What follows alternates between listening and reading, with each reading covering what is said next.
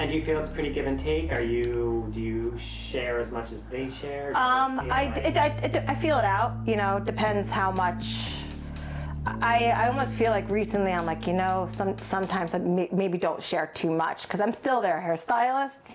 Yeah. Sometimes there is crazy when, you know, you're still there for them. It's hard when you're going through things personally and you have to stand in front of the mirror when you're just not feeling there. But, you know, hey, so are you going on vacation? Oh, okay, you know. With talking to so many different personalities, you're vibing with different personalities. You are also kind of an unprofessional therapist is what I call myself. I have people that come in with so many different, you know, problems on so many different scales, different age groups, so taking on so many different personalities, I am toasted. But oh yeah, excessive burnout. I'll get to a point where I kind of just introvert entirely. I won't talk to anybody for multiple days. I will not answer text messages, calls. I entirely indulge into myself, especially I only work 4 days a week. So with that being said, I work very long days. So by my final day, by my Saturday, my Sunday is absolutely shot to be able to kind of have any kind of conversation with anybody. And do you think that's a good thing? No, it's very antisocial. It's not good. And at some point I realized in my conversations with her, not only was she actively going through a divorce at the time, but she was also dealing with menopause. So there were good reasons why she was feeling a lot of stress and anxiety, but she was pouring it all out to me. Yeah, you were like the punching bag. I was the punching bag, and I had to realize that like this was not going to stop. It's like, why does this person keep coming to me if she doesn't like anything that I do? I don't understand. Yeah. Because, you know, it was easier. She needed a therapist, clearly, and I'm not that. Yeah. She needed somewhere to put all of that anxiety and stress and frustration and resentment, and it wasn't fair that she was doing it on me for what, $100 or something, whatever she was paying. Like, this isn't worth it. I don't want that money.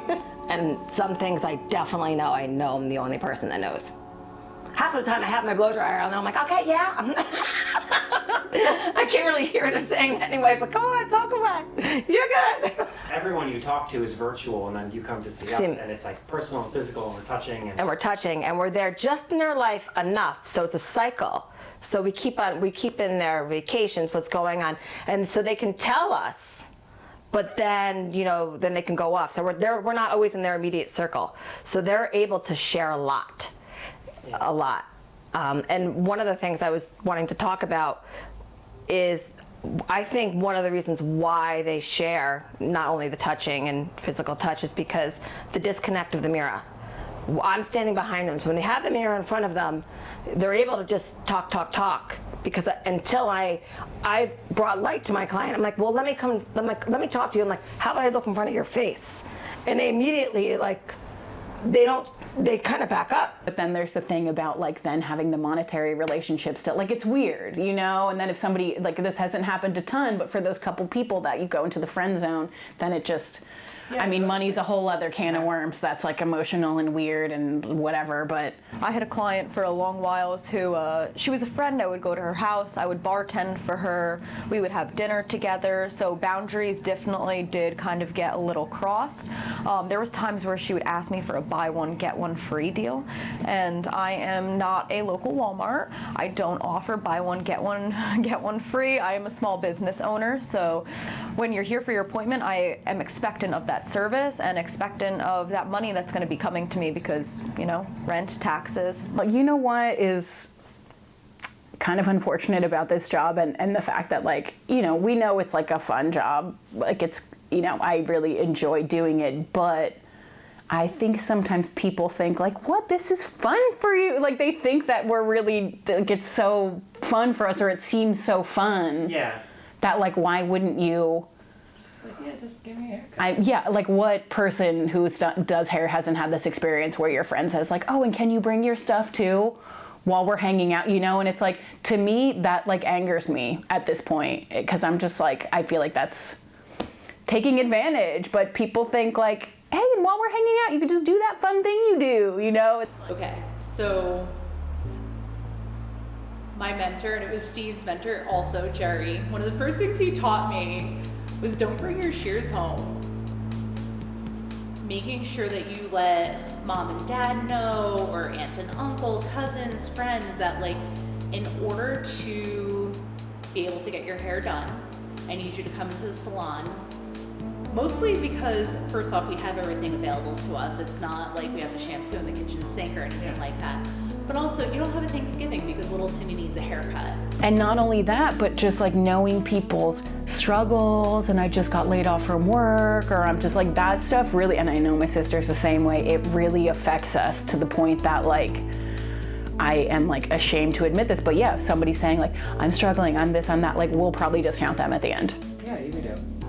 It's like sucks, because it's like we're not cleaning up either. But we get so like, weird about money and charging people, and like maybe that's their faux pas to sit in our chair and be complaining about money stuff. Maybe they don't know that. I don't know why this is a hairstylist thing, but I feel like every hairstylist I know has struggled with pricing and actually charging people. It's harder for us now because we check out our own clients, as I actually have been for years, and it makes it more like, you're like, ooh, especially when it's like a color and a con, and you're just like, you just like knock off, and you know, it's like, oh, I know you're just like a teacher and you've been struggling, and it's like, I don't know where I'm coming from, like kind of empathizing with that, but that's one of the things that too, when you know too much and you're just like, that's something that we need to be trained out of though, because sometimes also people complain and we really think they're in this bad place that they're not necessarily.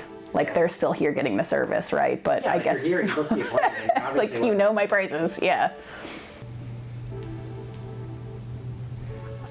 I've definitely had to set boundaries up with clients on a weekly basis, especially at the beginning of my career as a young female aspiring barber, working with men. There were many instances of just discomfort, and I was asked out constantly.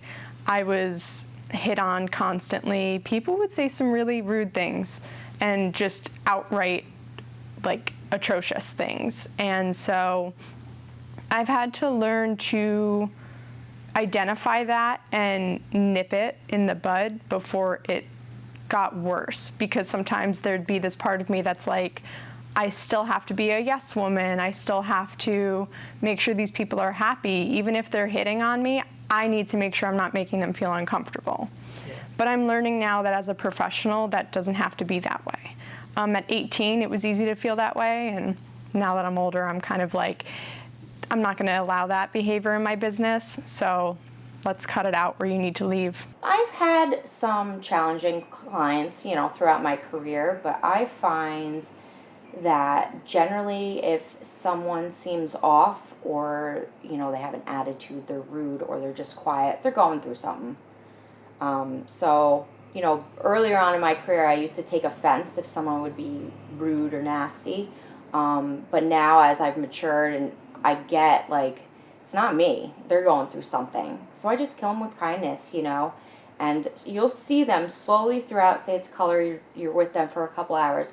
You'll see them slowly pull out of it, you know, because sometimes they just need a moment. They need to sit in your chair, relax, and then they leave looking better, so they feel better. And that's like a big part of the job too, is like, it's more than just hair. You're making somebody feel better. So there is a kind of like selfish drive sometimes in us to be like, we're the one that made this person happy, or we're the one that figured out how to make them feel good, right? And that's satisfying, but... And then like 2 years later, you see the cycle start to repeat. Yeah, and you're like, why do I keep doing this to myself?